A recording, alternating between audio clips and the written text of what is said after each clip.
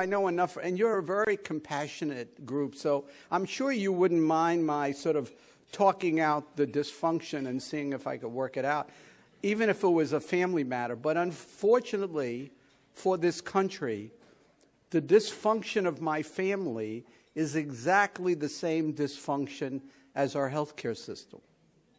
Now, at that point, you might say, what in the hell is going on? So let me explain. I have a very precocious youngest daughter. And at the age of 15, at a family Thanksgiving dinner, we had invited a number of friends along, high-powered, major forces in the healthcare community. And my wife had sat them next to me, and then the whole rest of the family just, moved out, kids in the next room and all that kind of, you understand that. Except for my youngest daughter who was sitting at the table, and the three of us were engaged in pretty high-level discussions about how we were going to transform the healthcare system. And my, at that point, I think 15-year-old daughter stops the conversation. She said, I've had enough. She said, Dad, you and your friends are totally useless.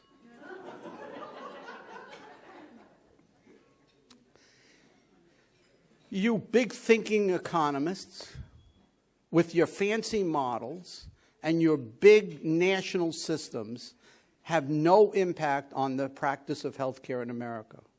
This is a 15-year-old. And I don't want to have anything to do with economists and anything. I want to help people. Shut us up. And it led to years of barely talking to each other.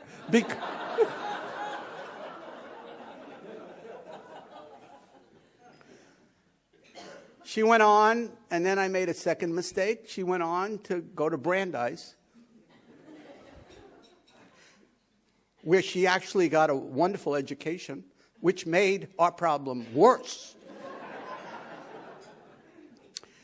And then decided that the Northeast was not an acceptable place to live in, and so she moved and decided that she was going to get a master's in public health, and she was going to focus on individuals and the community in terms of health care, and went to the University of North Carolina in Chapel Hill to get a master's in public health, and refused to move back. Pay us a visit occasionally. Now has 2 grandchildren. I do, from her. So, not being able to get her to move to New England, I moved to Chapel Hill.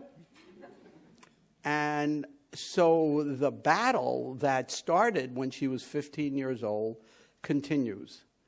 And as I said, I believe that it is at the center of the reason why we cannot get our healthcare system to really work well.